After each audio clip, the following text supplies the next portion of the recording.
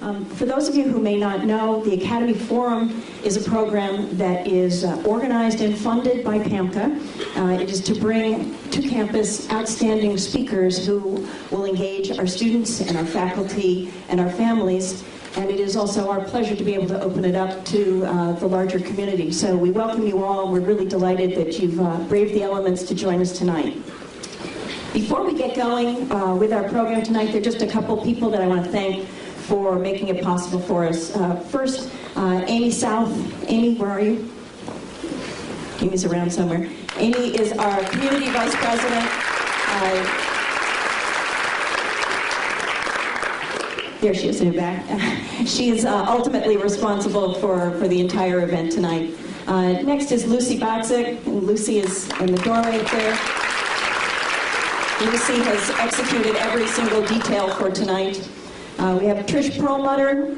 Trish has shepherded this program from the very beginning. And last but not least, Judy Polinovsky and Debbie Kozak, who make absolutely everything happen for us here at MKA. So thank you very much.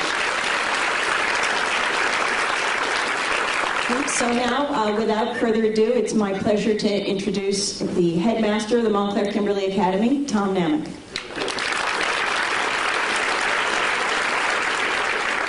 Well, good evening and welcome. I'm delighted to welcome you to the Montclair Kimberley Academy, and I want to also thank again our Parents Association. They have made this evening possible for us. While the program is free of charge, it's not free of expectations for how we will conduct ourselves as an audience. I have a couple of things I'd like to ask of you. Please, there's to be no electronic recording, audio or video. Please don't hold your phones up to take pictures, mostly because it distracts the people behind you. And we'd really like to focus on our very special guests this evening. It's my privilege to introduce our guests, and I think they're well known to all of you, but I do want to say a couple things about them. Dr. Tyson has been a frequent guest on the Colbert Report, or rapport, I guess is the proper pronunciation. We're delighted that he's here, and we are also delighted and very grateful that Mr. Stephen Colbert has agreed to interview him for our benefit. Stephen Colbert, comedian, author, and host of the Colbert Report, is both one of the funniest and possibly the bravest comedians of our time. I want you to consider his performance at the National Press Club dinner in 2007.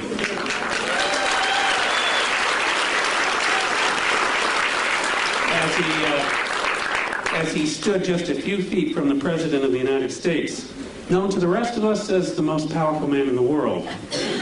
Dr. Neil deGrasse Tyson, astrophysicist, director of the Hayden Planetarium, author of 9 books, teacher, lecturer, host of NOVA's 4-part series Origins, and member of 2 presidential commissions on the United States aerospace industry and the future of our country's space exploration.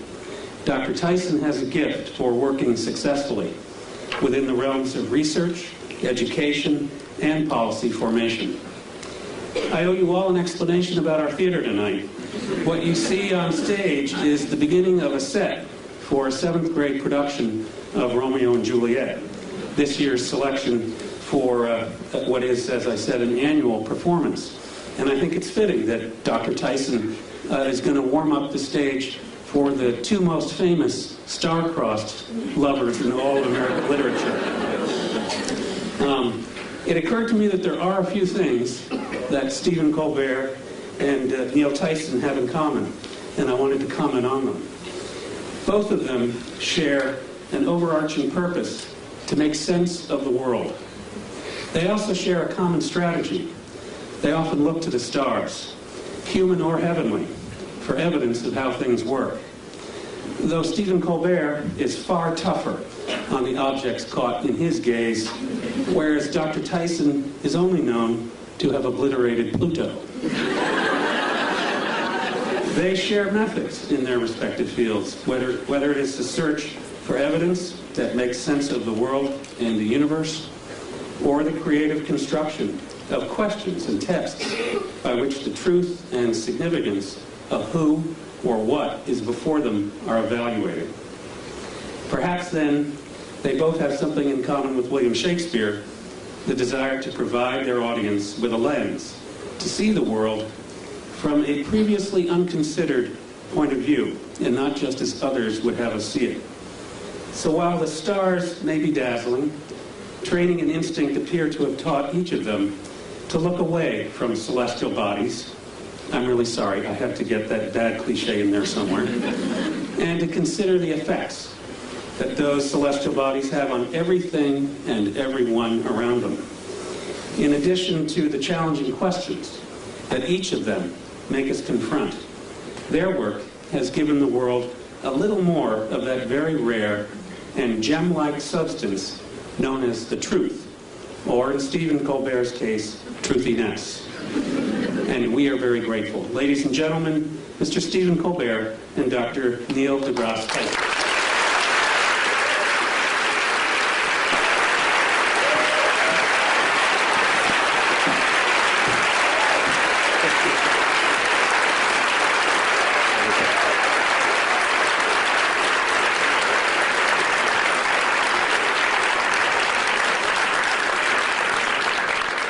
Romeo, Romeo, wherefore art thou, Romeo?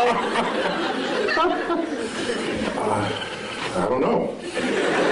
Neil, thanks so much for coming today. Yeah, no, thank you. Mr. Dr. Neil deGrasse Tyson is, he's been on my show 6 times. And often when I come out to greet the audience before I do my show, they ask me, who's your favorite guest of all time? And I say, not just for volume, but it's Neil deGrasse Tyson. Because not only do I love what Neil knows, but I love that he loves what he doesn't know. Always interested in the next thing to learn. Oh, yeah. And always roll to whatever idiocy my character wants to throw on him. I think the only time I ever surprised you, as you told me a little while ago, was I asked you, should scientists go to Argentina or hike the Appalachian Trail? Yeah, I want people to talk about them. It's the universe talking I there. think we're a little out there. The universe amplifies. Yeah, that one, I missed that one. Yes, you'd missed that news story. Yeah. See, to go on a show, it's like the hardest interview ever. I have to I'm laden with current events just to mix with my science because I don't know where he's going to come at me. And I got to be ready with 7 tennis rackets to hit it back. And I'm upset because that one news story, remember with the guy, was it South Carolina guy? Who remembers? He goes to Argentina and becomes well known for having done so. And you ask me straight out, should scientists visit Argentina more often to become better known? And it just went, you aced me on that one. You're welcome. Now, Neil, we've got a lot to talk about tonight. Yeah. A lot of subjects. Science is a big thing. But I want to start off with, this is not a bribe. I want to start off with... Plus these chairs, I feel myself sliding. I know. Exactly. When we first walked in, I said, oh, welcome to the barn raising. I realized we were speaking before the Amish tonight. Now it's going to make it tough to talk about science and technology. All right, Neil, I want to start. I want to start in a broad way. Are you tweeting now, or are you actually trying to interview me? No, I'm just looking at photos of myself. Get a little work done. I need a little freshen up. Now, let me ask you a very basic question. Science, from scientia, Latin, meaning knowledge. I didn't take Latin, but I'll take your word for it. Is it better to know or not to know? I think, my blunt answer is it's better to know. All right. But that is debatable, though. I said it's my answer. Yeah. I mean, somebody else might have a different answer. For instance, Oedipus might have a different answer. Yeah, I mean, I think... Is knowledge always a good thing? I have to say yes. Why? Because it empowers you to react and possibly even to do something about it if something about it needs to be done. Okay, but who we are is what we know, right? Part of who we are is what we know. And our identity is often based on how we see the world. Yes, and our personality for sure. And if we learn something that does not jive with how we think about the world, won't we have to re-examine who we are? Yeah, it could mess you up. Yeah. Once again, I'll go back to Oedipus. He plucked his eyes out rather than know anymore. Yeah, well, people back then, they did stuff like that. Yes, people back then, not people today. So I think there are people who would not know, who would rather. I remember the old days. I don't know if it still happens. A doctor would find out if you had cancer, they wouldn't tell you. They wouldn't tell you. Give it to me straight, Doc. Yeah, and why would you even have to say, give it to me straight, unless there was a day when they didn't give it to you straight? If I have 5 years left, I want to know I have 5 years left. Because I'm going to, do something different in those 5 years. Neil? Yeah? I have some terrible news. But there are some people who don't want, there are some people who don't value science. And if they don't value science, are they valuing ignorance? Yes, but I will not pass judgment on them. What I will say is, if they are at maximal comfort in their ignorance, fine. Except that they will not be the participants on the frontier of cosmic discovery. They will be disenfranchised. Hello? Hello? I'm sorry, I've got a phone call. Hello?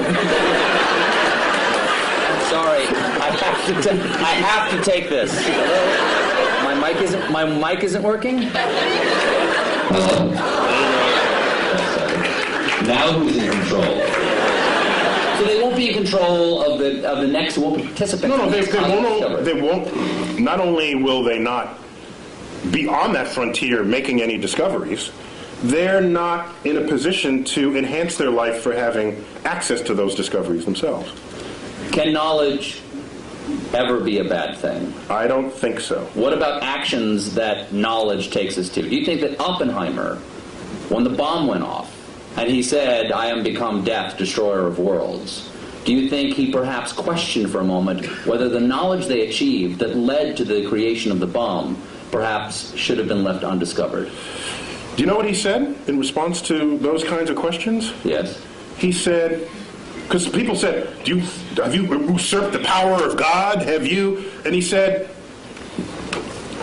if God didn't want this power to be there, he shouldn't have put it in the atom in the first place. Kind of an interesting point, I think. What he's saying is that the world is accessible to us.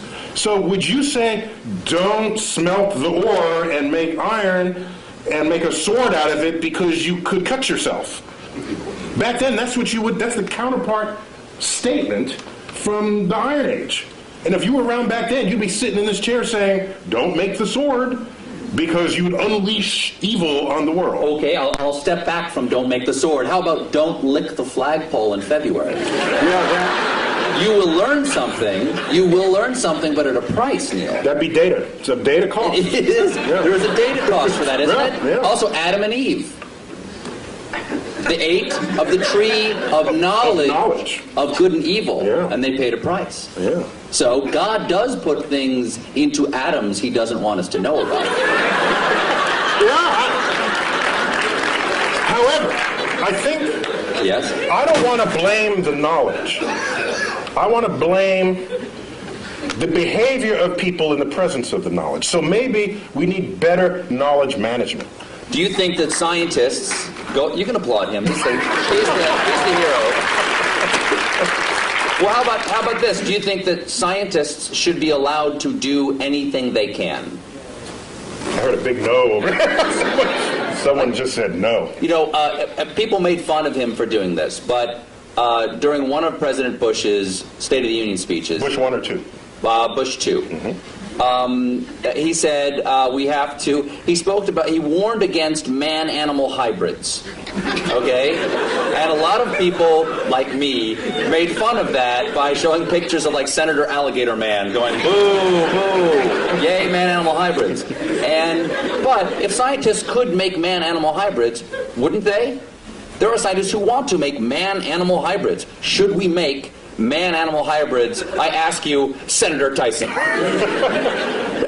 Should there be any limits like that? I think there's some creepy things about that, and I've met some scientists who would think that'd be an intriguing thing to do. Yes. Okay? I think we as a society, as a democracy, what we should do is come to some understanding of what the prevailing social mores are. And no, science should not cross those barriers. And by the way, scientists are often ones to try to prevent that. Einstein among them, for example. He didn't want to make the bomb. After he first told Roosevelt he should make the bomb, he changed his mind because his conscience, his moral conscience, descended upon him. Scientists are not without moral code here. So as a culture and as a society, we decide what should be the prevailing cultural mores, and I think we should all be beholden to those. What do you think of the portrayal of scientists in movies? Because often, for instance, the scientists who make the Terminator, they're the bad guys. Scientists lead us to the Terminator, or they create the superbug that wipes out the world, or they enrage the monster at the bottom of the sea. When you part the curtains and at the bottom of all of that, there's a politician funding that research.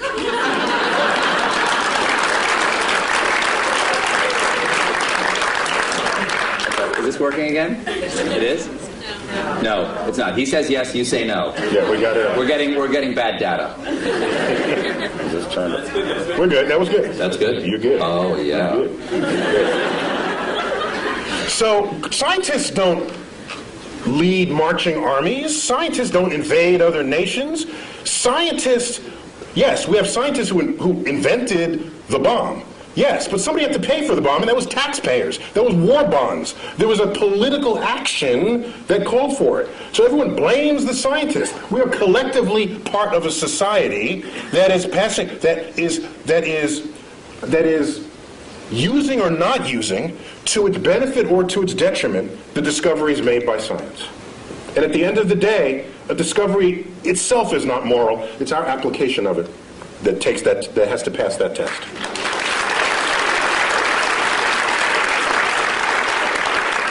Would you agree that there's a distrust of science on a certain level in our country? I mean, unless it's, going to grow my hair back. Yeah, the right.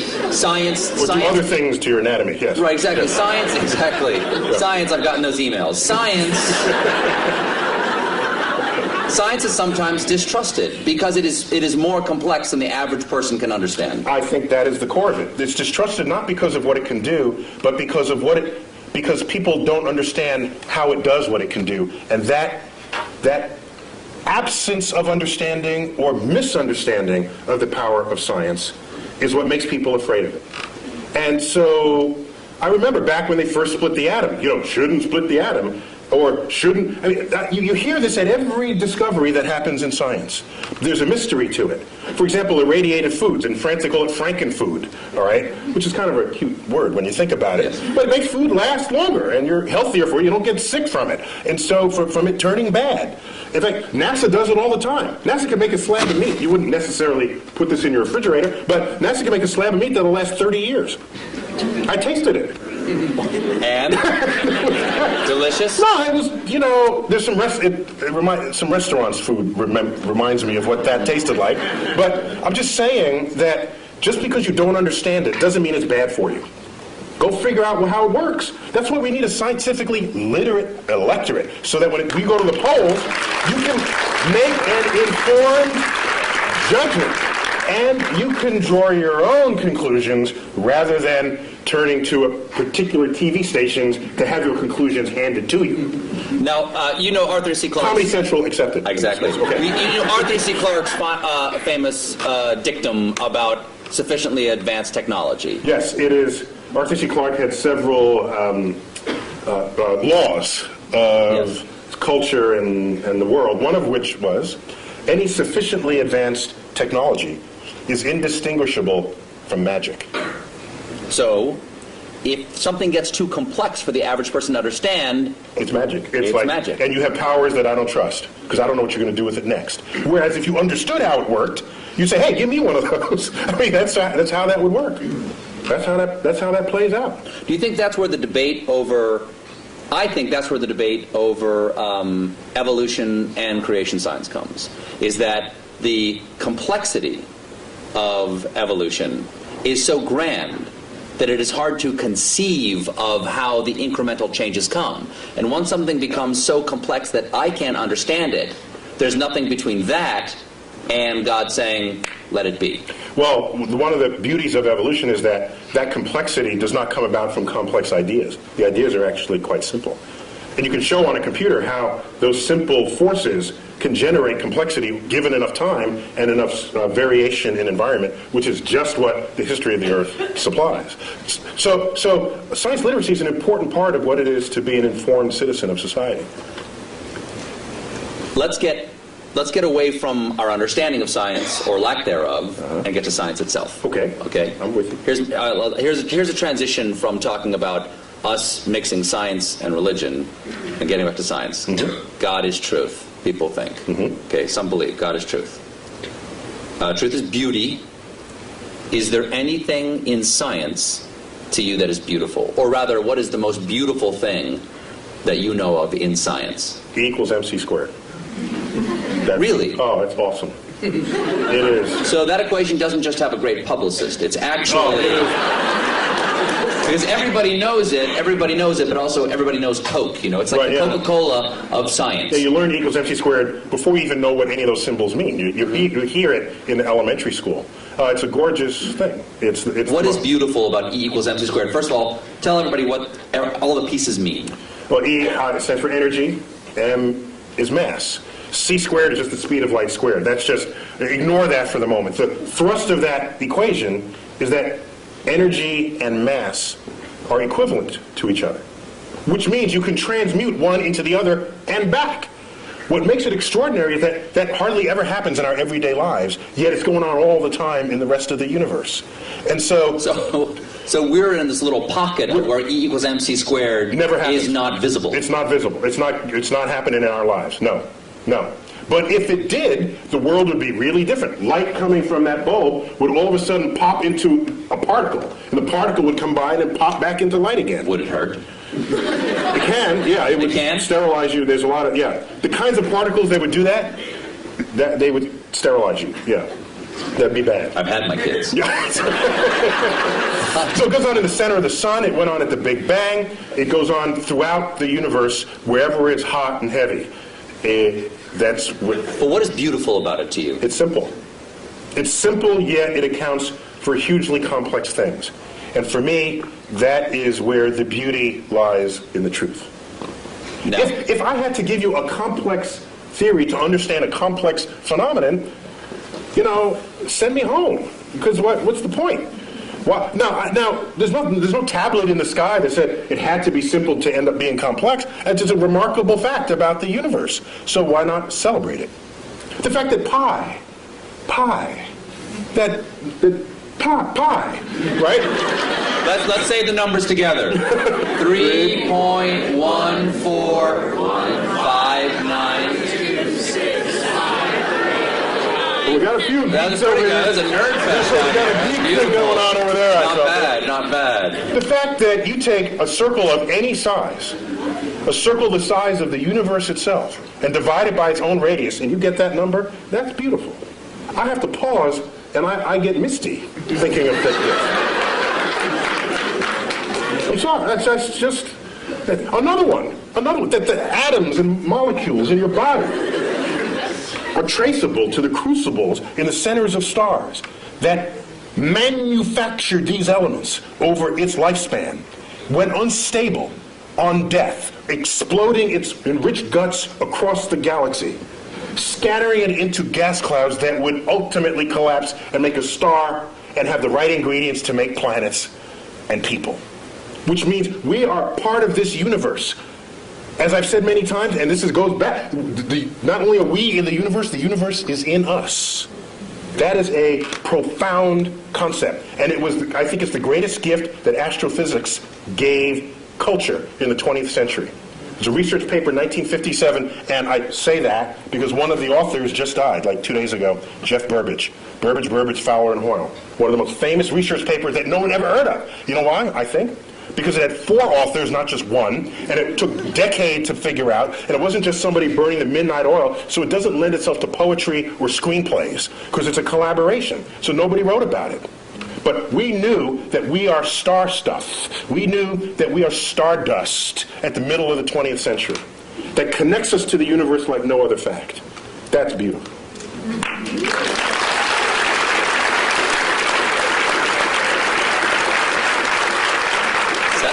Sounds like you have written poetry about it.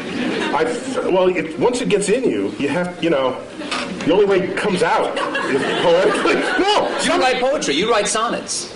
I don't know if they're sonnets, but occasionally a word rhymes in it, and I don't know what to call it. But sometimes if you feel deeply about something, I think the greatest poetry, not that I'm an astrophysicist, right? That's my disclaimer. Mm-hmm. But some of the greatest poetry is revealing to the reader the beauty in something that was so simple you had taken it for granted.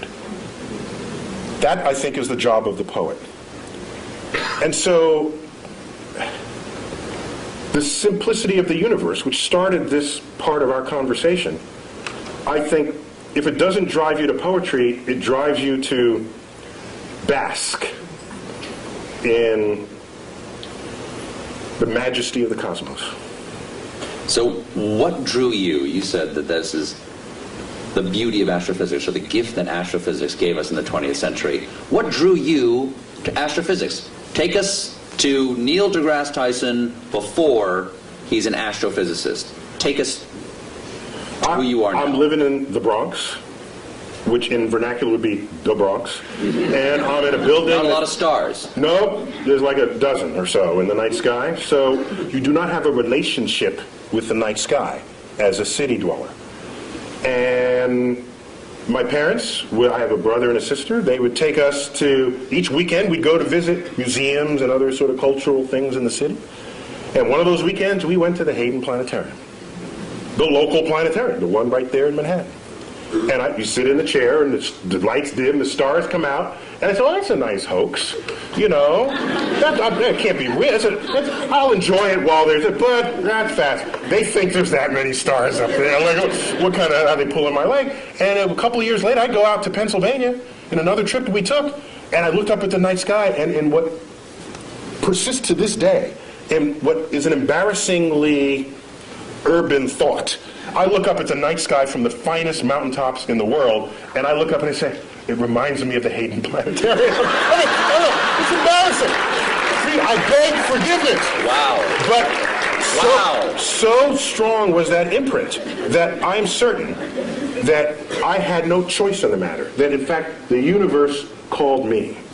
And I wonder that if I'd grown up on a farm and the universe and the sky was just always there, I wonder if that would just have become wallpaper to me, and I wouldn't have then been struck by it as I was at age 9. I'd never known anything of it. And then it just slaps you in the face. And from then on, I was hooked. It took 2 years for me to figure out you can do that as a career. But starting at age 11, you asked me, that annoying question adults ask kids, what do you want to be when you grow up? I heard a comedian say, you know why they ask? Because they're looking for ideas. Paula Poundstone said that. If you had asked me from age 11, what do you want to be when you grow up, I would have told you flat out astrophysicist. And my whole life aligned to that. Got a telescope, got a camera, photographed it. All my science fair projects. One was getting the spectra of the sun and analyzing features in the spectra. I built the spectroscope. So I was like nerd kid, card carrying. But I was bigger than other kids, so I was insulated from a lot of what might otherwise happen to nerd kids. But you wrestled, too. I was captain of my high school's wrestling. I've seen you in that wrestling outfit. Okay. You can rock a singlet. Well done. Now, singlet is what you call the one-piece... they know. Okay. So... You wanted to become an astrophysicist. That leads to another question, which is, Is it better to not to know? It's better to know. Can it be beautiful? Yes, can it be beautiful? Is science a thing, or is it a way to look at the world? Is it a verb, or is it a noun? It is both. The world is not just, is it this or that? Is it a planet or not a planet? It's sometimes... You must choose. It's fuzzier than that. Sometimes... So if I have a lot of facts in my head, if I can absorb a lot of facts, am I a scientist? No, you're a fact memorizer. In fact, I'll accept that as a compliment. Our academic system rewards people who know a lot of stuff, and generally we call those people smart. But at the end of the day, who do you want? The person who could figure stuff out that they've never seen before, or the person who could rattle off a bunch of facts? At the end of the day, I want the person who could figure stuff out. And science... Say if we're trapped on an island. Exactly. What, the professor on Gilligan's Island? It's not a matter of how many facts he can recite. It's like, there's a coconut, and there's a thing, and you have a ham radio. That's exactly. Okay? Seawater, you stir the salt water. You hook the wires up to Gilligan's fillings, and then you listen to his ear. Listen in it. So, it's an understanding of the relationships. While we're on it, Ginger or Marianne? Totally Ginger. Ginger. Complete. That was like, she came around the wrong time of my life. I'm telling you. It was like Ginger all the way. For sure. So it's a way of approaching the world. It's a way not only of approaching the world, it's a way of equipping yourself to interpret what happens in front of you. I think of science, the methods and tools that enable it, as kind of like a utility belt that you walk around with. And you come upon something. Are you a superhero? Yeah. In your mind, are you a super science? Actually, when I was a kid, I wanted to be Mighty Mouse when I was a kid. Really? I wanted to sing opera as I went to sing. Here I am to save the day. Yeah. So it's a tool belt. It's a tool belt. It's a utility belt. Utility belt, sorry. Because I'm picturing you in the singlet with the utility belt. Yeah, it's... a tool belt, the difference is a tool belt, if you have a hammer... As they say... You can hammer in the morning. You can hammer in the morning. If I had a hammer. The problem is, if you start wielding a hammer, then all your problems look like nails. And maybe they're not. Maybe it's more subtle than that. And so your toolkit has to be able to morph into what is necessary for what it is that you confront at that moment. And so, yes, you're equipped with methods of mathematical analysis, methods of interpretation. You know some basic laws of physics. So when someone says, I have these two crystals, if you rub them together, you'll get healthy. So rather than just discount it, because that's as lazy as accepting it. Both of those are just lazy brain. What you should do is inquire. So do you know how to inquire? And every scientist would know how to start that conversation. They would say, well, where'd you get these? What kinds of ailments does it cure? How does it work? What does it cost? Can you demonstrate that it works? And you go through this whole, and at the end the person's in tears because they weren't prepared for that level of questioning. And so science literacy is vaccine against charlatans of the world that would exploit your ignorance of the forces of nature. Neil, if you don't like the crystals I gave you, you can just say it. And they're not working for you because you don't believe.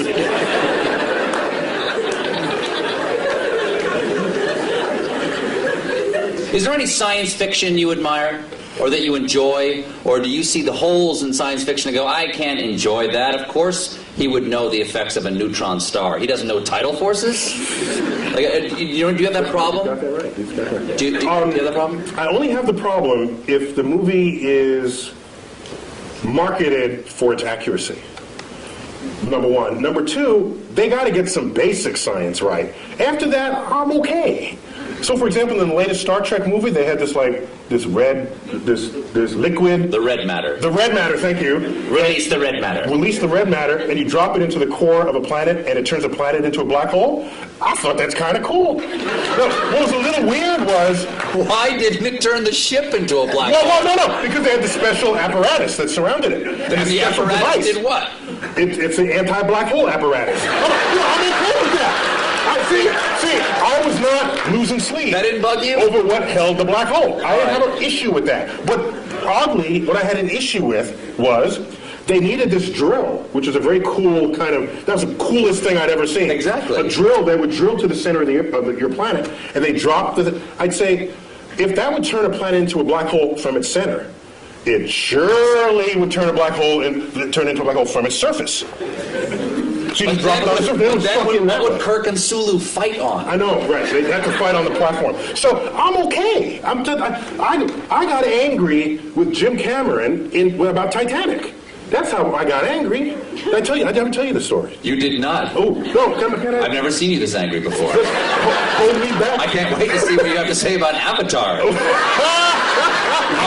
You might turn blue with rage. Go on. So what was your problem with Titanic? There's a colleague of mine who saw Avatar, and he got home and he told his wife he wanted to paint her blue, and that didn't go over very well. Is she 10 feet tall? So, Titanic, you may remember, was marketed as a film of high accuracy because Cameron had funded this submersible to go down and it checked out the staterooms and the wall sconces and the china patterns, and so they reproduced that to detail. And so here they recreate the ship for the movie. Can you double check that? No, because he had the submersible. You just have to trust him, okay? No, you got to trust him. So now, the ship sinks, right? Did I give away the... Come on. You see the movie yet? I'm sorry. Okay, so the ship sinks. I do. I remember. You remember that, okay? Very sad. And here's Kate Winslet on the flow.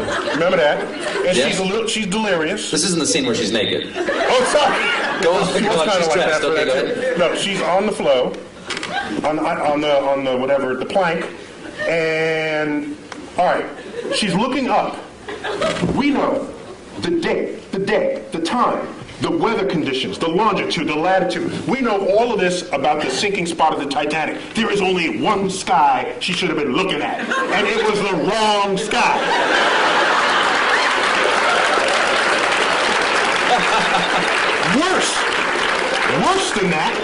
Worse than that, the left side of the sky was a mirror reflection of the right side of the sky. So it's not only wrong, it was lazy and So odd. halfway through, they just might just flip it. Just flip it. No one will know.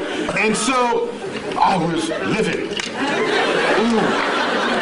I got out my finest stationery, and I wrote a letter to Jim Cameron. No reply. 5 years later, I bump into him. He was on a NASA committee, and my sort of presence with NASA was growing by then. And I bumped into him in a meeting. And I said, Mr. Cameron, I just have to ask. You know, the sky, it's not the right, it's black, what? And he says, well, actually that happened in post-production. So he's absolving himself of guilt. But I wanted him to grovel in front of my feet, which he did not do. Now, wait. So I was angrier after that. Later on, Wired magazine honors him for Discoverer of the Year, Explorer of the Year. And they want to hold their party at the Rose Center for Earth and Space. You don't come into my house and get the sky wrong. Okay? Is my microphone working? Or did it fall? You're loud enough. You don't need a microphone. There we go. It fell down. Can you hear me now? Mine, yes. Okay. So he's in my house. And as a courtesy, they extended me an invitation to have dinner with a small group of them after this award ceremony. So I said, yeah. So we go to dinner. There's 6 of us at the table. The wine is pouring. So I said, Jim, I don't know if you remember, but I brought this up some time ago about the sky. And I wouldn't be so upset, except that everything else you boasted was so accurate. And we can't even check how accurate that is, but anybody can spend $50 for a planetarium sky program and look at the sky and know that you got the wrong sky. What gives? And you know what he said? He said, last I checked, worldwide, Titanic has grossed $1.3 billion. Imagine how much more it would have grossed if I gotten the sky right.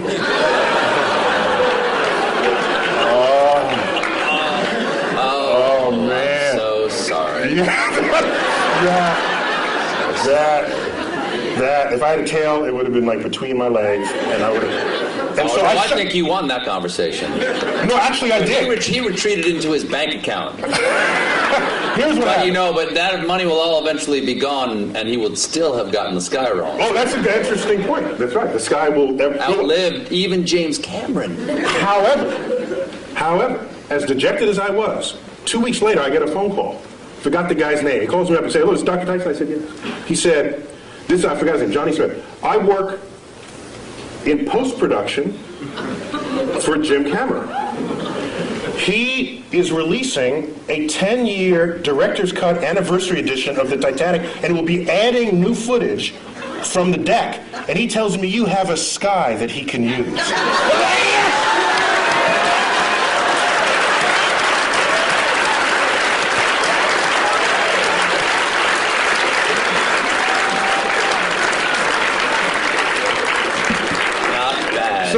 Not bad. You got your taste, right? You got a little taste. Yeah, right? It was good. No, I'm not. I'm a public servant. Yeah. I don't need pizza or anything. Me too. So if you're gonna claim it's right, then I'm gonna hold you to it. If you're not, then I'll just sit back and enjoy it. What is you know what I don't like? I don't like is the people who you go see a movie with who read the book first. Get rid of them. They don't belong in the movie theater. All right? It's like, the book was better. Well, get the hell out of Get out of the movie theater. Then go back to your book. Leave me alone. Those people I can't stand. Stay home. We should not go to the movies together. Now, okay, I got three different things. What is the latest discovery in astrophysics that we should all know about? One of my favorite. I got to go back maybe 6 months for that. 8 months, may I? Okay. Okay. Well, we discovered water on the moon. That's kind of cool, because where you're going, you want there to be water. All right? That's a good thing for life. But what struck me the most, earlier in 2009, we discovered methane on Mars. Methane. If you have a gas stove and you live in a city, chances are it's methane. It's a flammable gas. You say, well, so what? Who cares? Except that methane is the byproduct. It's a part of the gaseous effluences of anaerobic bacteria, which on Earth operates deep in the intestinal tract of farm animals. That's a very scientific way of saying there are Mars farts. That's what you're saying, right? I didn't want to say it. Yeah. You got a doctor in front of your name. You can't say stuff like that. I can't say stuff like that. But that means that is possibility, or is that there's life, but no one will come out and say it? It means while you can generate methane other ways, such as sunlight. It's a combination of pressure, temperature, and energy source. You can manufacture methane. Magic. So, but chemical magic. Yes. Chemical magic. But it is a natural byproduct of bacteria that thrive in the absence of oxygen. And you don't have oxygen deep in your intestinal tract, neither do any farm animals. And if you're down under and Mars doesn't have oxygen. So it's tantalizing to think that maybe there are life reservoirs in aquifers beneath the Martian soils. As I was saying before about is it better to know or not to know, and there are things about our own identity that we take from the knowledge that we have, yes, we do. or the things that we don't know, the assumptions of things that are not there to be known. And instead of using the word identity, I'd say they have an impact on our ego. Yes. Because the more we learn about the universe, the smaller we get. Mm-hmm. All right? In time, in space, in size. And so if you go in... Not the way you just described it. The way you described it, you're a supernova. Well, that makes you bigger. Well, I think if you know about what's going on, then it's not mysterious and you're a participant in the unfolding cosmos. Otherwise, you are consumed by it and you fear it and you shun it. And you say, I don't want to know that I live on a speck called Earth, orbiting an undistinguished star in the corner of an ordinary galaxy in an expanding void of the cosmos. There are some happy thoughts in there, like understanding how that works, recognizing that the human brain figured that out. That's kind of cool. There's a lot we still don't know, but what we do know, I think we can sit proudly and celebrate what we know about the universe. Maybe now, not every one of us figured it took a few key people like Newton and Einstein, but we learned what they taught us, and each of them stands on the shoulders of giants that came before them, just as the quote goes. Let's celebrate it, not fear it. But if we found out that there was life someplace other than Earth, what do you think that would do to our identity or our ego? It may signal a change in the human condition that we cannot foresee or imagine. I think it would. Now, I think the issue would be not if we find bacterial life, which is kind of what we're looking for now. Bacterial life, there's no question about whether in our mind's eye we reign supreme over bacteria, although it can win. Bacteria, do you know in 1 linear centimeter of your lower colon lives and works more bacteria than the number of people who have ever been born in the history of the world? So in fact, we are just hosts for bacteria to lead their lives. So from the point of view of a bacteria, we're just a place to live, a dark, warm place to live. But we're a planet, and they don't believe there's bacteria in any of the other planets. that'd be an interesting sci-fi novel. So the real issue is, if we find life on another planet that's smarter than we are, that would totally mess with our ego. That'd be the last, nail in the coffin of our ego. That used to be, well, we're humans, and we're on Earth, and Earth is small, and sun is insignificant. That'd be the last one, and I don't know how we'd be able to handle that. Do you think that there have been discoveries that have happened? For instance, I have heard discoveries that have changed our point of view about the universe that we are not aware of, that they've changed. In other words, the change has been so gradual, we don't realize we see the world differently. Has E equals MC squared, because that's coming up on 100 years? I'll tell you. Yes, it is, actually. Well, no, we're past the age. Last year was 100? No, 1905, so 2005. Okay. But so I got one for you. Has that changed us? I got one for you. In the 1920s, which was a watershed decade in the history of science, in that decade, we discovered that not only our galaxy, the Milky Way, is not the only existence of anything in the universe, that there are other Milky Ways out there. That recently? 1920s. Was it just the optics didn't exist for that? We needed a big enough telescope, and Edwin Hubble wielded all the glass that necessary to accomplish that back in the 1920s. He said Hubble, before the telescope, was a man and had his own telescope, the biggest of its day, and he made that discovery. That there were these spiral fuzzy things in the night sky. We thought they were just local to us. They're whole other systems of stars.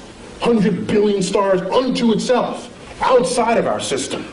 Not only was that discovered in 1926, 1929 he discovers that the universe is expanding, which means it may have had a back then, it may have had a beginning. If it's expanding, that meant it was littler in the past. Well, there must have been a day when it was all together in the same place. Thus was born the Big Bang. Okay, so now, also in that decade, quantum mechanics, quantum physics was discovered. That is the science of the small, the science of electrons, protons, neutrons, particles, nuclei. At the time, you'd say, this is just physicists burning tax money. Because who cares about the atom? I got my horse to feed. I got kids. You got issues in society. Yet it's quantum mechanics that is the entire foundation of our technological revolution. There would be no computers. There would be none of what you take for granted, your iPod, your iPhone, cell phones, the space program, without our understanding of the laws of physics as they operate on that atomic and molecular and nuclear level. And so the chemist has no understanding of the periodic table of elements without quantum mechanics. To them, it's just a list of elements. Quantum mechanics tells you why this column is there, and that's there, and why this mates with that, and why that makes a molecule with that. That's quantum mechanics, and it's unheralded. You ask me, is there any discovery that has changed how we live? It is quantum mechanics. And I make this point because I'm ready to... Today, you hear people saying, why are we spending money up there when we got problems on Earth? And people don't connect the time delay between the frontier of scientific research and how that's going to transform your life later down the line. All they want is a quarterly report that shows the product that comes out of it. That is so short-sighted that that's the beginning of the end of your culture. So So it's better to know. That's a really long answer to my first question. My second question is, let's take some questions. Do we have time to do that? Q&A. You about to wave, you about to hit me in the head with a rubber band. Okay. Very quickly before we get to questions here. How many can I ask? Ask one. Do we have microphones, or are we going around the room? We can repeat the question if there aren't enough microphones to go around. Let's start right here with just one, please, sir. Is there a brown dwarf star approaching? Is there a brown dwarf star approaching? Okay. Dare I suggest that I think I know much more deeply about what's behind that question? He's asking about Planet X. Do share.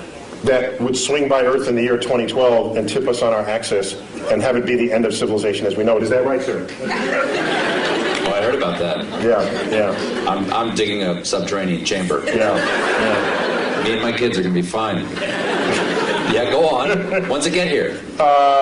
It doesn't exist. Moving on. Next question. Yes. No, there is no Planet X. All gravity, all principal sources of gravity in the solar system are present and accounted for. Anything Yes, we sir. discover now are tiny and insignificant, like Pluto's relatives. Yes. Yes. Anything to say about Apophis? Apophis. An asteroid the size of the Rose Bowl. Discovered December 2004. Headed towards Earth.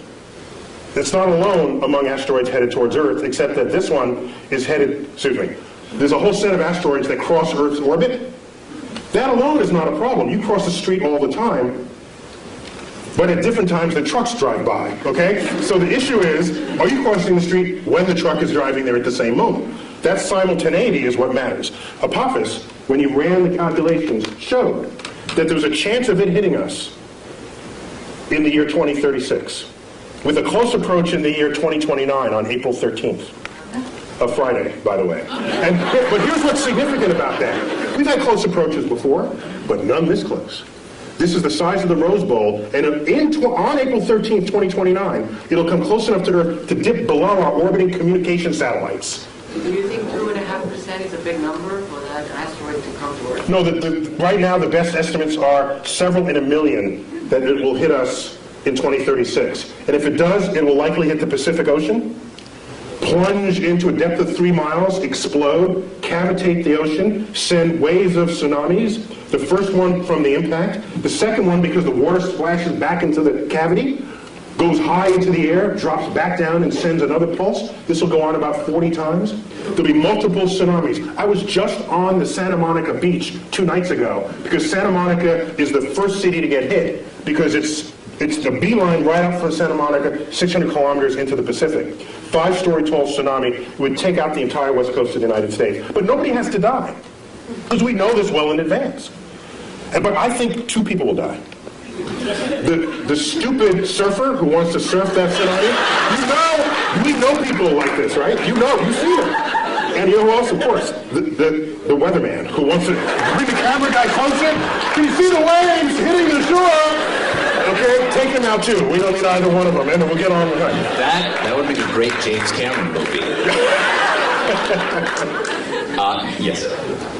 Tonight there's a wolf moon. Can you explain what that means? What's a wolf moon? Okay, each full moon of the year has a name, and there are regional variations among those names.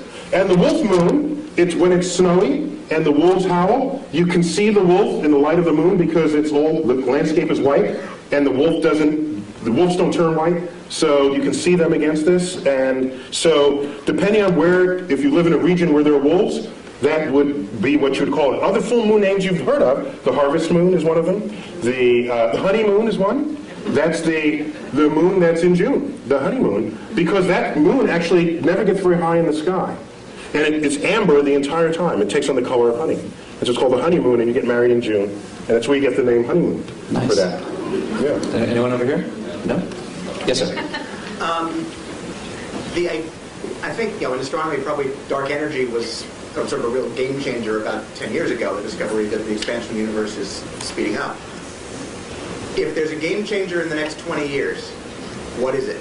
The question is, dark energy, he said 10 years ago was like a game changer. Can I foresee any game changers on the horizon. Well, it turns out dark energy was not as much of a game changer as you might think, because we already had a slot for it in Einstein's equations. We already had a placeholder. No one had ever measured it before, so we just assumed it was zero and got on with life. The moment it was discovered, we said, hey, now we can stick it in the equation. It's like, whoa! Its presence in the equation shows that there's this force, there's this pressure operating against the action of gravity, making the universe accelerate in its expansion. And that's extraordinary, because it means the day will come where these galaxies that Hubble discovered will move away from us with such speed that they will disappear beyond our horizon, and the total known universe at that time will only be the Milky Way, restoring the state of mind of our universe that existed before 1920. That's a spooky time. We would have to hand down the annals of cosmology from previous centuries to hear about the galaxies that were once in the night sky. So game changers going forward. If we discover the dark matter particle, that'd be kind of cool. If dark energy and dark matter, because we don't know what's causing either one of them, but we measure them. So they are real in their action on the universe. We just don't know what it is. Okay? As distinct from the ether 100 years ago, we never measured it. We just assumed it was there. There was no data. It was just dark matter, dark energy. We can call it Fred and Wilma. Don't think it's matter or energy. We don't know what it is. Don't let the name fool you.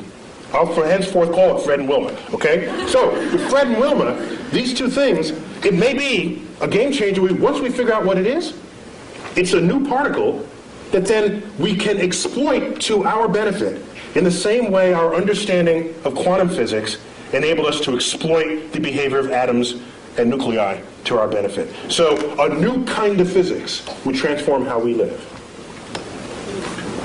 Yes, that's one way I'm thinking about it. Is Pluto going to be excised, so not just because you send it out, but because the ice will expire quickly?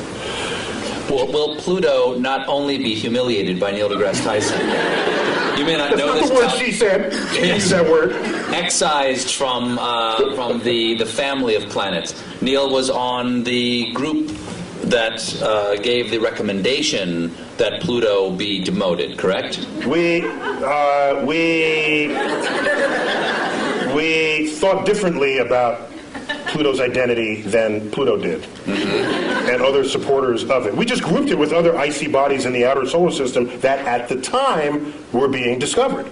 Don't shoot the messenger. Pluto was alone for 65 years, and so you can't have a category of one. That doesn't work in science. You need a few things to make a category. So he's okay. It wasn't a category, though. It was a planet. Well, yeah. My very elegant mother just sat upon 9 porcupine. Now she just sits upon 9. It doesn't make any sense. Yeah, it doesn't make any sense. Where's the porcupine? If she's that elegant, she wouldn't have sat on a porcupine, I don't think. So once we found other icy bodies, all we did was group them together. We said, Pluto, we found family for you. In fact, we think you're happier there, because now you're one of the biggest icy bodies. And rather than a pipsqueak planet. You sent Pluto to a farm upstate to run and chase rabbits. Is what you did. It's much happier there, kids. It's happier there. And I didn't do this alone. Is there a supergiant beyond Pluto that pulls comets in? Is there a chance there's something out there that's drawing? There was a hypothetical star, which is related a little bit to what led to this invention of this... The brown dwarf that you won't talk about, but you and I know, yes. Yeah. There was come down to the bunker, too. There was a suggestion that there was a companion star to the Sun, provisionally called Nemesis, that had this long orbit that would jostle comets in the outer solar system and send them raining down on Earth, creating mass extinctions, accounting for the extinction episodes in the fossil record. But it was an interesting hypothesis that was never supported by data, and so when you're not supported by data, you discard the hypothesis. That's how science works. You don't believe something just because you want to, or think something's true just because it feels good. At some point, you've got to confront the data. So getting back to the point... You've never been in politics. So getting back to the point, the recognition that Pluto is made half ice, and ice evaporates, so will Pluto one day disappear? No, Pluto's too far away from the Sun for that to ever meaningfully evaporate and disappear completely. Yes. What was the point of the Large Hadron Collider? What was the plan, did you The say? point. The point of What the Large Hadron was the Collider. point? He speaks in past tense as though we're done with it. Okay, We what just is? turned on the switch, the Large Hadron Collider in Switzerland. The point of the Large Hadron Collider was to embarrass America, to make us feel bad that we didn't have our collider built back in the 1980s when it was first funded. That's the whole point of the Large Hadron Collider. It's Europe saying, ha, gotcha this time. Now, apart from that ego bit, it's to probe nature on levels of energy never before seen. And right now, it's hard, it's practically impossible to discover a new law of physics on your tabletop. We've been there. We've done that. And almost the entire history of physics is go to the edges of your points of exploration and then take a step beyond that. You're bound to discover something new. It's like climbing the next mountain, crossing the next valley. So, the Large Hadron Collider, the energy inside that particle accelerator will exceed the energy of all accelerators that have ever been built before, probing nature as never previously imagined. What is the Higgs boson? Higgs boson, that's a particle proposed that you can think of it as a kind of a, it's like a, think of it like molasses. Okay? Well, okay, not molasses. It's a field through which all particles move, and the interaction of those particles with that field endows them with the mass that we measure for them. It is granting them the property of mass. We have yet to find this particle, but if we do... So mass is not explained presently. That's correct. We just measure... We don't know why we get fat. we don't know why something has mass right now. That's correct. And so now let me ask you something. If you build, let's say you build an equation this way. You've got an equation over here, you built it, and it's a house, okay? And you've got another equation over here that works. It's another house. But in your mind, you think, these two houses are actually probably should be one house. You invent something that fits into the shape between the two houses, right? Yes. Like you've got a shape between two houses. Goes, okay, there's something in the universe that is the shape of the space between these two houses. Yes. Does that necessarily mean that thing is there?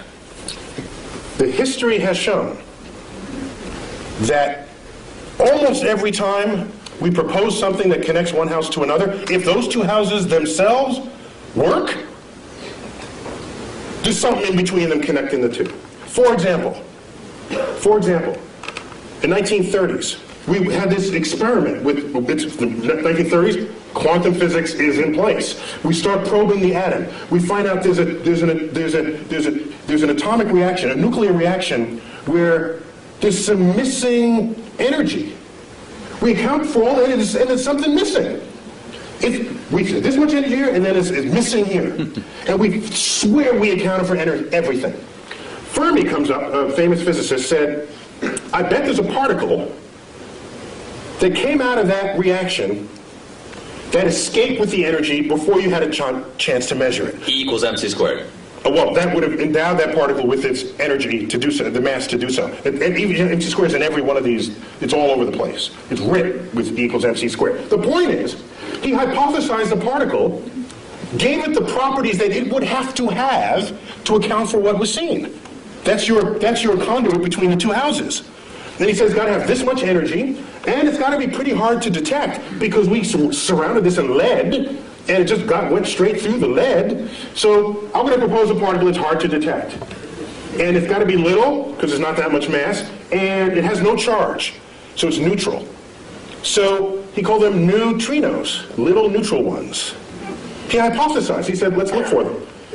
20 years later, they were found, neutrinos. And now we kept them coming out of these reactions. He built the porch, the walkway between the two houses. Practically every time you have two working understandings of the world, and they have to coexist in the same universe, there's something that's going to connect them.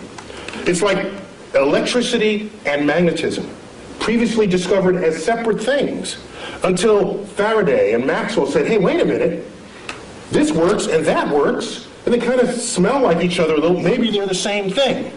So a whole theory came out to put the two together, and it is the theory of electromagnetism. You know this word. You just take it as a single word, but those used to be separate concepts. So we're going good with this. We're on a roll here. So why not continue? Yes, right there. Do parallel universes exist? Do parallel universes exist? We don't know. The parallel universes are losing favor to the multiverse. We have some cogent theoretical expectations that our universe might be just one of many, spawned from this hyperdimensional medium, which we'll call the multiverse. There's no data to support it, but we have good theoretical premise to think that it's there. And we have philosophical precedent. We used to think Earth was special and unique. It wasn't. We got 8 planets. We thought the sun was special. It's one of 100 billion suns. Thought the galaxy was special. No, it's 100 billion galaxies. We have one universe, or do we? The track record said, why should there only be one? Be open to the possibility that you don't live in the majority-looking universe that's out there.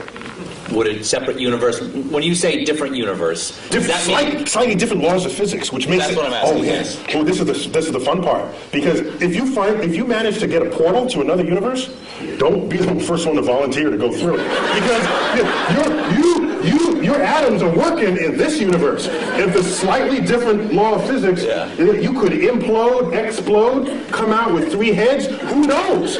There's a different exchange rate over there. Yes. Yes. Someone, let's go in the back, in the middle, and I think you have a white sweater on, yes. Is it possible to tunnel through a black hole, like quantum mechanically speaking? Can a black hole be used to travel? How about that? Can we say that? No, it's a little different. Like, Steve, get with it. Tunnel through a black hole. Yes. As if it creates a tunnel in space or time. Quantum mechanically is what she's Quantum mechanically, can you tunnel through a black hole? I'm not going to try to interpret this one. Well, I have to ask, did you want to land someplace else when you're done, or are you content with being dead when it's over? I need to know before I answer. I guess it's okay if I die. It's okay if you die. For science. For science. Stephen Hawking showed just recently that, and for me this was kind of spooky amazing, that black holes remember everything that they have ever eaten. Which means it's not a tunnel to anywhere. Everything that it ate is sitting there at the singularity at its center. Now the spooky part, that's not the spooky part. The spooky part is, Stephen Hawking showed 40 years ago that black holes can actually evaporate. The matter that's within a black hole can rise up out of the gravitational field that surrounds it and spontaneously birth a pair of particles. That's just E equals mc squared doing its thing. E equals mc squared. The gravity field has high energy density. Out of that pops particles. And those particles escape, taking matter away from the black hole. From the gravity field of the black hole. Doesn't that fly in the face of how we think of a black hole? A black hole, gone forever. Because nothing escapes, because nothing can surpass the energy needed to go faster than the speed of light. Except quantum mechanics, this quantum physics from the 1920s gets you out of that problem. That's a classical understanding of black holes. You layer quantum mechanics on it, weird stuff happens. Completely legitimately weird stuff happens. So you birth these particles outside the thing. Now here's what happens. I dump you. That sounds like that. I'm not interrupting. That sounds like science is making magical exceptions for itself. Quantum physics is kind of magic because none of it issues forth from your common sense. Particles pop in and out of existence. One time it's a wave, the next time it's a particle, and it interacts with itself and and you measure it here, but it shows up there. If we were forged in that world, then all that would be common sense. And E equals mc squared would be a daily phenomenon. You wouldn't need Einstein to figure it out. You'd be learning it in elementary school. But that is a foreign universe to us. And so what goes on there, you are prone to say, that doesn't make sense. You know something? It's of no obligation to make sense to you because your senses didn't come out of that universe. out of that universe of tiny particles. We don't live there. If you let something go and it drops, you say that makes sense. If you let something go and it goes up, you say that doesn't make sense. In quantum world, that happens all the time. It would make sense in the quantum world. So I submit to you that if I take your body and dump it into a black hole, what Stephen Hawking showed is that all the particles that went into the black hole, let's say it's Stephen Colbert black hole, okay? No other contaminating bodies but your atoms in the center of this black hole. And I wait around, and out here in the gravity field, particles pop into existence. And I make a check. How many protons? How many neutrons? How many electrons? How many neutrinos?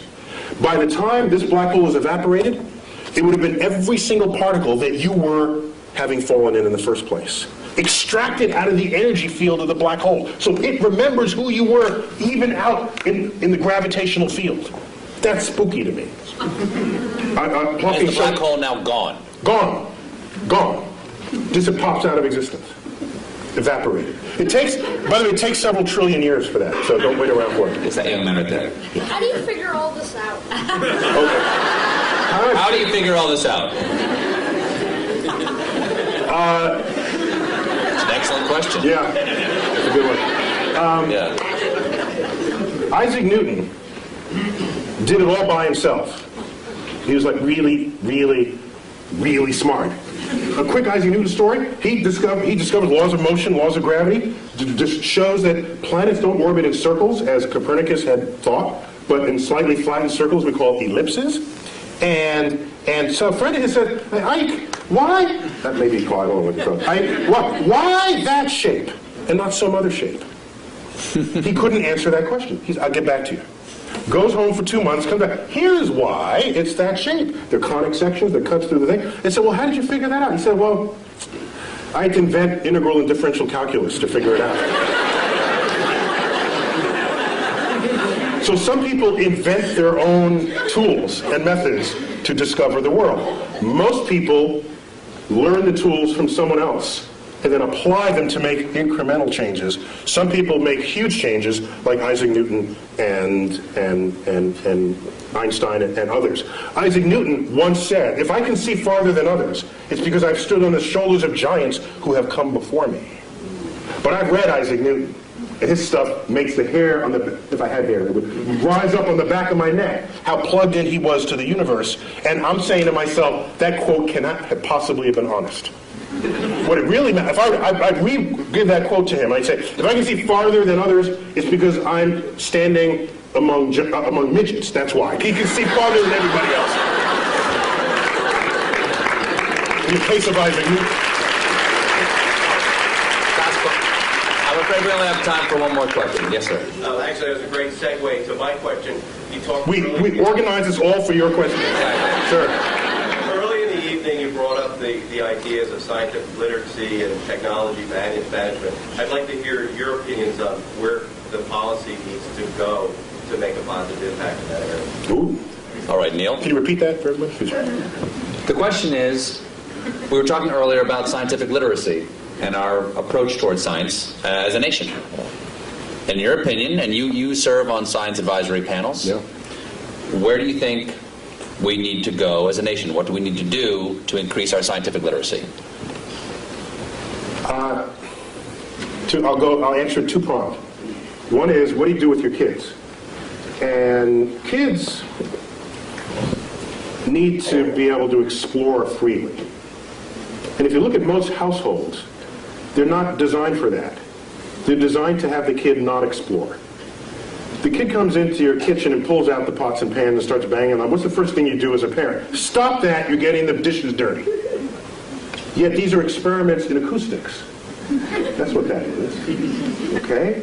Whatever the kid is doing, if it has the chance of breaking something, you're going to tell them to not do it, without thinking that that's the consequence of an experiment that they are conducting. And every time the kid wants to do something, provided it doesn't kill them, it's an experiment. Let it run its course, even if it makes something messy. You agreed to have a kid in the first place? Fine, clean up after them. And when they open up...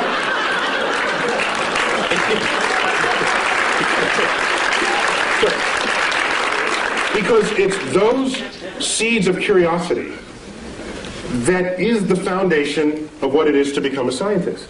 Now, I don't want everybody to be a scientist. That'd be a boring world. I want the poets, and I want the musicians, and we need that. And I don't have it. But I'm talking about promoting science literacy. And so the first step for the parent is to get out of the way. Allow the child to explore. They start playing in the mud. Don't do that in the mud. I just cleaned those pants. You're getting in the way of another experiment. They start plucking the petals off the flowers you just bought from the florist. And you say, stop that, I just paid $10 for the flowers? Had you let that continue, they'd find in the middle the stamen and the pistil, and they'd learn something about the flower. For $10. That's cheap. Derek Bach, one-time president of Harvard, once said, if you think education is expensive, try the cost of ignorance.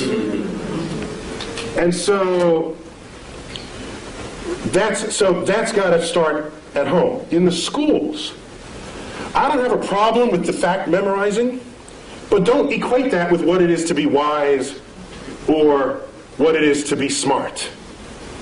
Smart should be some combination of that, yes, but also, what is your lens on the world? How do you figure things out? And you promote that by stimulating curiosity. And I don't see enough stimulating curiosity in this world. This is a famous school right here. I saw the banner in the opening corridors. So you probably don't have that problem here, all right? But the whole world is not educated in this building. So a lot of change would need to happen in that regard. Now getting back to policy. I have tried. You do a simple Google, like YouTube and Tyson, my name, but put Neil so you don't get Mike. All right? Dining on someone's ear. Half of what ends up thrown onto YouTube are talks I've given where I'm trying to convince people, not only the public, but lawmakers and people in power, that investing in the frontier of science, however remote it may seem in its relevance to what you're doing today, is a way of stockpiling the seed corns of future harvests of this nation. And those seed corns, what they do is, whether or not you know it today, advancing a frontier, history has shown, has advanced a culture ever since the Industrial Revolution got underway. And we can speak more hegemonistically about it, that anyone who has embraced the powers of technology has enjoyed economic wealth, the likes of which the world has never seen, attendant with strength of security, okay? And so people say today, they'll say, so suppose the next terrorist attack is like a chemical attack. Do you call out the Marines, or do you get your best chemists to figure out what to do about that? There's a point where your weapons are not as useful as the brain of the scientist who you could bring to bear on the problem. And so I see science and technology and creative investments in it as the most significant infusion to our economy that could possibly be conceived. The problem is it's not going to boost the economy next quarter. It's got a time horizon longer than most people have the patience for, and most politicians have the re-election cycle to be tolerant of. So what we need is a longer view on those investments. I don't want to have NASA going hand in hand trying to get money to stimulate the frontier of cosmic discovery. And that frontier now involves biologists in the search for life, chemists in understanding the soils of Mars, aerospace engineers. You know what I don't want to do? I don't want to stand in front of 8th graders and say, who wants to be an aerospace engineer so that you can design an airplane that's 15% more fuel efficient than the one your father flew? That's not going to get them. But if I say, who wants to be an engineer and design the airfoil that'll fly in the rarefied atmosphere of Mars, I'm going to get the best students in the class, and you know it. Because that's an exciting project for smart people to work on, motivated people to work on. And when you have them, they invent stuff. They discover things. They transform the culture in which we live on a time horizon that is not easy to just tell someone in a one-sentence soundbite. And what I want is a level of science and cultural literacy that will allow the public to be able to think beyond the election cycle, to think for themselves and say, this is a good investment.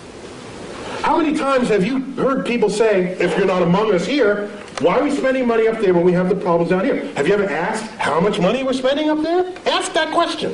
You know what the answer is? I've asked people, how much money do you think we're spending? Here's your tax dollar. How much do you think? 10%? 15%? Those are the kinds of answers I get. You know how much is getting spent? The rovers, the space station, the space shuttles, all the launch vehicles, all the NASA centers is 6/10 of 1 penny on your tax dollar.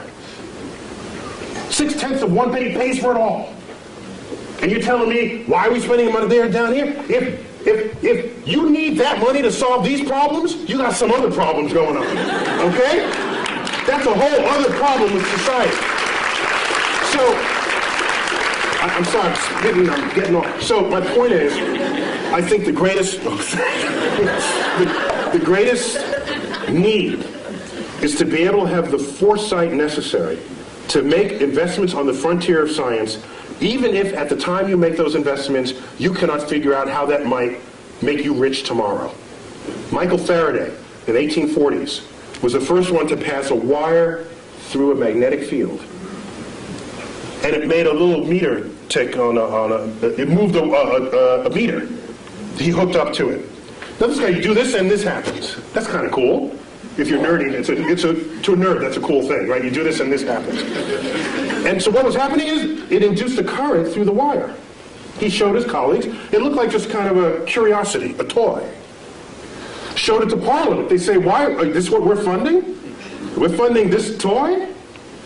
And this may be apocryphal, but it is said of Faraday, in response to this inquiry, said this, because they asked, what value is this to the British Empire and to the king? He said, I don't know what value it is today, but I know one day you're going to tax it. And in fact, that is the foundation of how all electricity is made today. And it would take another 60 years before electricity would come to homes. But who could have known it at the time? I don't want to be left behind. I will not leave you behind. Last thing I'll say. Yes. Last thing I'll say. The biggest news story last year to me, it was not the methane flatulence. No. The biggest news story happened December 22nd, something like that. I forgot what day. A press release comes out. Russia says they want to send a mission to deflect Apophis, the killer asteroid. Oh, yeah. By the way, I said if that hits, it's going to hit the Pacific, which affects us. Okay? Russia says we're going to launch a mission. We're going to start designing it now. We're going to fund it. Oh, by the way, the United States is welcome to join us. And people say, that's nice, a little international thing. And I'm saying, wait a minute. Something's wrong here. Aren't we the ones who are supposed to be starting missions and then invite other people to join us? Isn't that how it's been? So that was a sign, one of many, that our significance and meaning on the world stage is fading.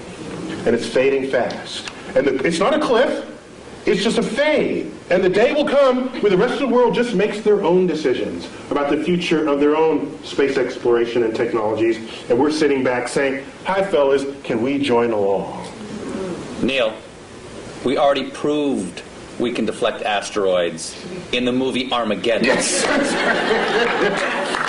So there's our fantasy. We don't do it in real, we do it on the silver screen, and we're happy about that. Maybe we got to fix that disconnect. Last question. Why is there something instead of nothing? 10 words or less.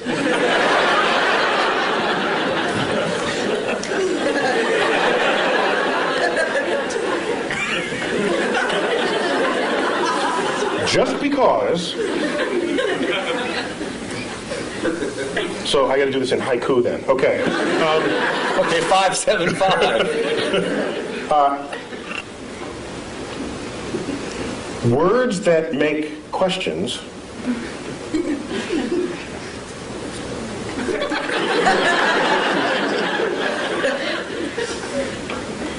may not be questions at all. I am well rebuked. Neil deGrasse Tyson, it is an honor to have you here and an honor always to talk to you. Please, come on, give it up for Neil deGrasse Tyson.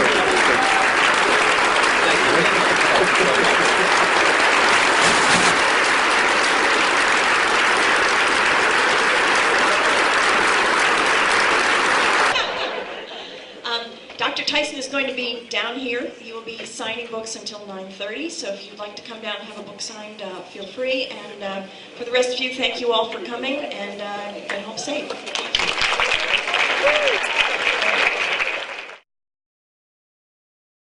To get that bad cliche in there somewhere, and to consider the effects that those celestial bodies have on everything and everyone around them.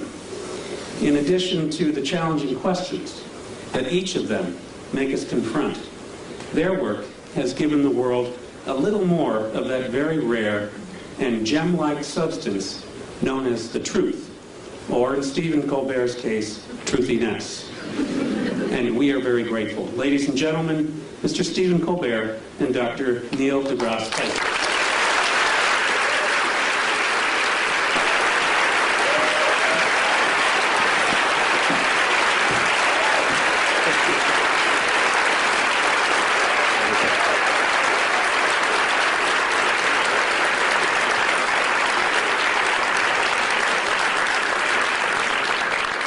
Romeo, Romeo, wherefore art thou, Romeo?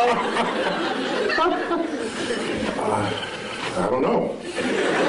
Neil, thanks so much for coming. Yeah, no, thank you. Mr. Dr. Neil deGrasse Tyson is, he's been on my show 6 times. And often when I come out to greet the audience before I do my show, they ask me, who's your favorite guest of all time? And I say, not just for volume, but it's Neil deGrasse Tyson. Because not only do I love what Neil knows, but I love that he loves what he doesn't know. Always interested in the next thing to learn. Oh, yeah. And always roll to whatever idiocy my character wants to throw on him. I think the only time I ever surprised you, as you told me a little while ago, was I asked you, should scientists go to Argentina or hike the Appalachian? For those of you who may not know, the Academy Forum is a program that is organized and funded by PAMCA. It is to bring to campus outstanding speakers who will engage our students and our faculty and our families. And it is also our pleasure to be able to open it up to the larger community. So we welcome you all. We're really delighted that you've braved the elements to join us tonight. Before we get going with our program tonight, there are just a couple people that I want to thank for making it possible for us. First, Amy South. Amy, where are you? Amy's around somewhere. Amy is our community vice president. There she is in the back. She is ultimately responsible for the entire event tonight. Next is Lucy Batzik, and Lucy is in the doorway there. Lucy has executed every single detail for tonight. We have Trish Perlmutter. Trish has shepherded this program from the very beginning. And last but not least, Judy Polinovsky and Debbie Kozak, who make absolutely everything happen for us here at MKA. So thank you very much. So now, without further ado, it's my pleasure to introduce the headmaster of the Montclair Kimberley Academy, Tom Namick.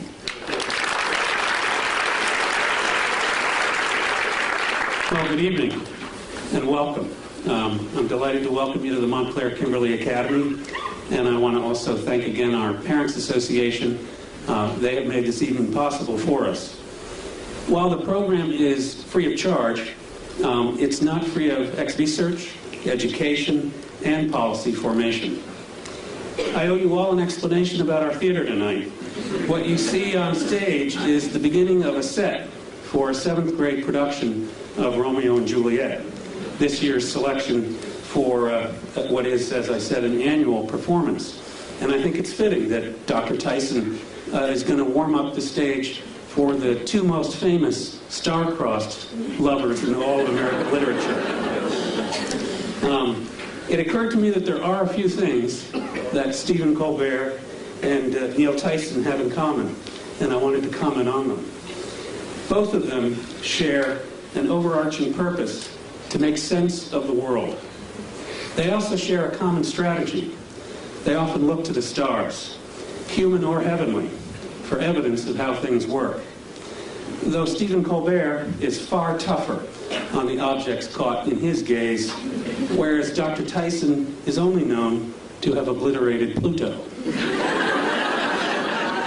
They share methods in their respective fields, whether it is to search for evidence that makes sense of the world and the universe, or the creative construction of questions and tests by which the truth and significance of who or what is before them are evaluated. Perhaps then, they both have something in common with William Shakespeare, the desire to provide their audience with a lens to see the world from a previously unconsidered point of view, and not just as others would have us see it. So while the stars may be dazzling, training and instinct appear to have taught each of them to look away from celestial bodies. I'm really sorry. I have dictations for how we will conduct ourselves as an audience. I have a couple of things I'd like to ask of you. Please, there's to be no electronic recording, audio or video. Please don't hold your phones up to take pictures, mostly because it distracts the people behind you. And we'd really like to focus on our very special guests this evening. It's my privilege to introduce our guests, and I think they're well known to all of you, but I do want to say a couple things about them. Dr. Tyson has been a frequent guest on the Colbert Report, or rapport, I guess is the proper pronunciation. We're delighted that he's here, and we are also delighted and very grateful that Mr. Stephen Colbert has agreed to interview him for our benefit. Stephen Colbert, comedian, author, and host of the Colbert Report, is both one of the funniest and possibly the bravest comedians of our time. I want you to consider his performance at the National Press Club dinner in 2007.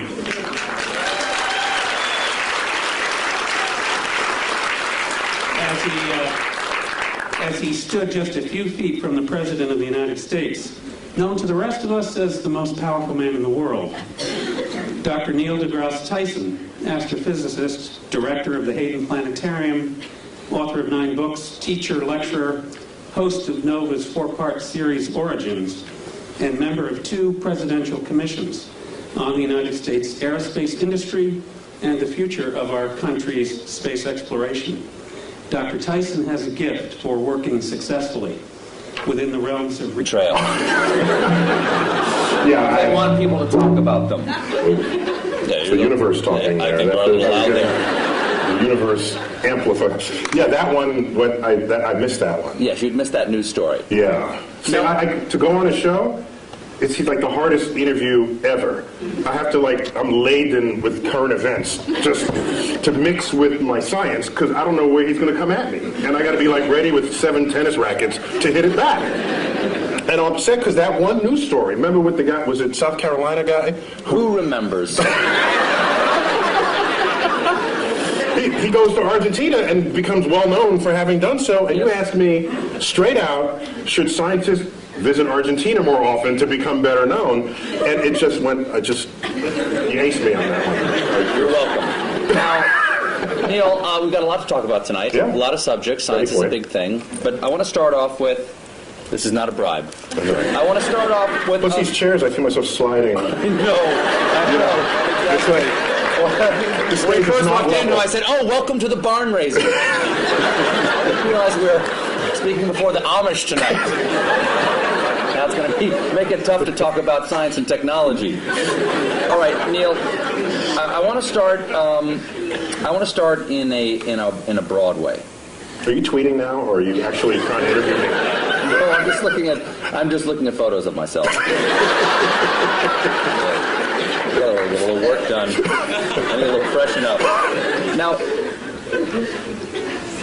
let me ask you a very basic question. Science, from scientia, Latin, meaning knowledge. I didn't take Latin.